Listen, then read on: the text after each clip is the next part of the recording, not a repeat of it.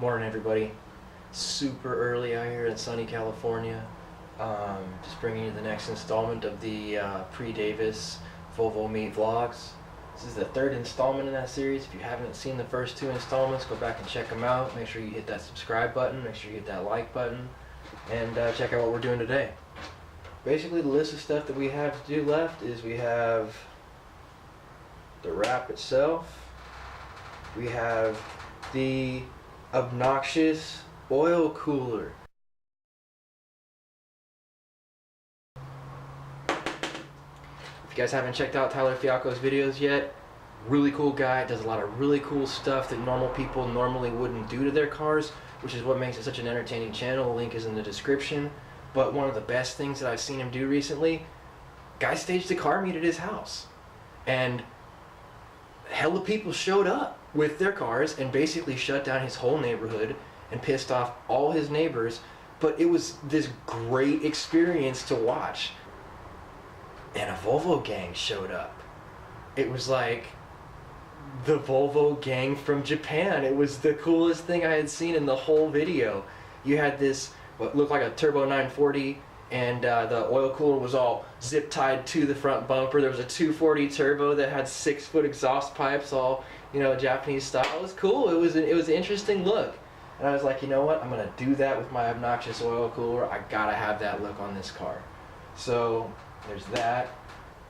Comment, let me know what you think. Need to button up the front suspension. Took lots of stuff apart, getting the oil pan off. Anybody who knows these cars knows the oil pan's kind of a meh thing to get off of there. The pickup tube comes down into a little, I don't know, a little partition down in the oil pan, if you will. And basically, it makes it a super pain to get off without like lifting the engine or dropping the cross member or rotating the oil pan. It's kind of a nightmare. So I dropped my cross member and I disconnected my sway bar and still got to button that up. Exhaust of sorts. Right now we just have an open down pipe. We will not be driving it with an open down pipe because driving without a catalytic converter in general is kind of a dick move, and in California it can pretty much get you towed. Doesn't really kill the performance that much, you know, and it saves the kiddies, so.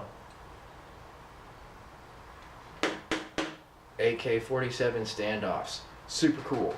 Took some AK-47 shells my buddy had and drilled them and tapped them to accept long stainless steel bolts.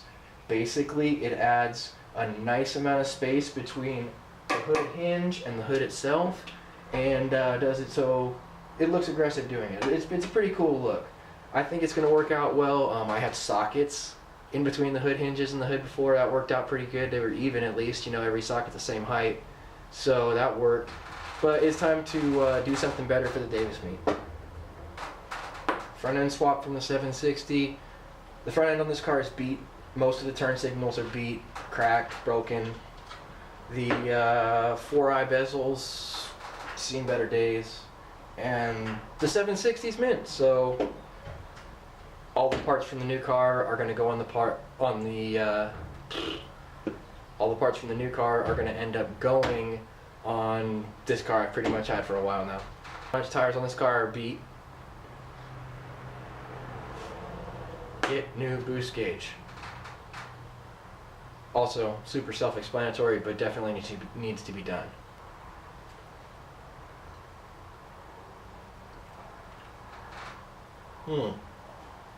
Super great. Today, all we're really going to be looking at is the actual cut sizing rod dimensions of what we're going to need to get for our wrap. Because I haven't even purchased it yet, and the Davis meet is 1 week from Saturday. You know, it's not a very large window of opportunity to get this done. So I need to get this measured. I need to get this ordered from Vivid Vinyl. I need to have it arrive, and then I need to apply it.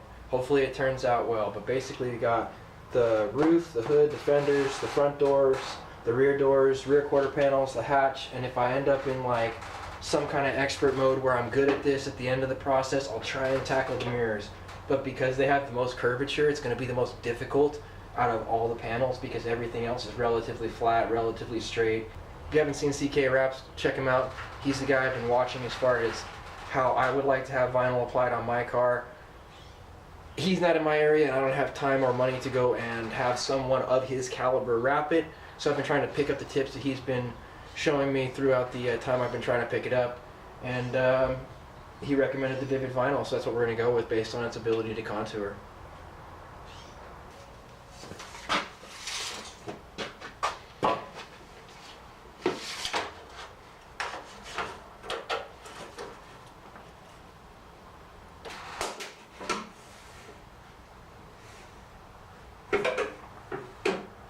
Alright guys, something interesting to note about this at this point. It looks like the engine bay from fender opening to fender opening, like this vertical space of the fender itself to the other one across that way, 59 5/8 inches. Typically this stuff comes in 60-inch wide rolls, so we're going to really have to be careful on our layout.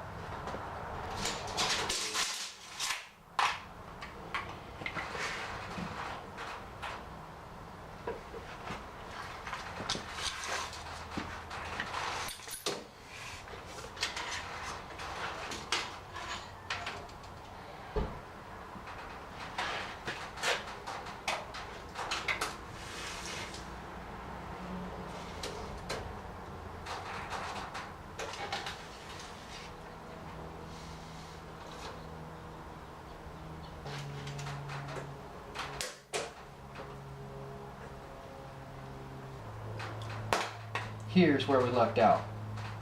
These front doors and rear doors are only approximately 24 inches high as far as what I'm going to cover. I'm going to cover the door itself. That bottom rocker panel is going to be done with like a Line-X type stuff, just that roll-on Rhino liner stuff.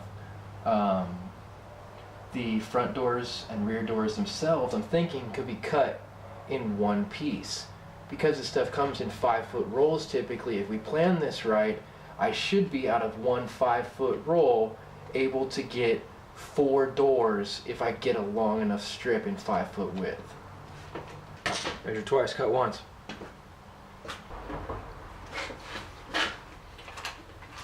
So at this point, all we really would have to figure out would be the roof and would be the hatch.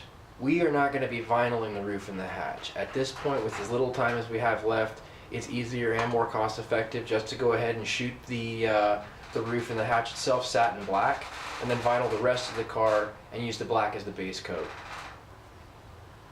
As a guy who shoots powder coat, I hate shooting any kind of liquid wet paint, anything.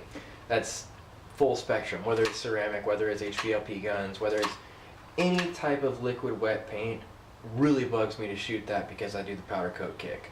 Having said that, in this case, you just gotta do what you gotta do with the time that we have left.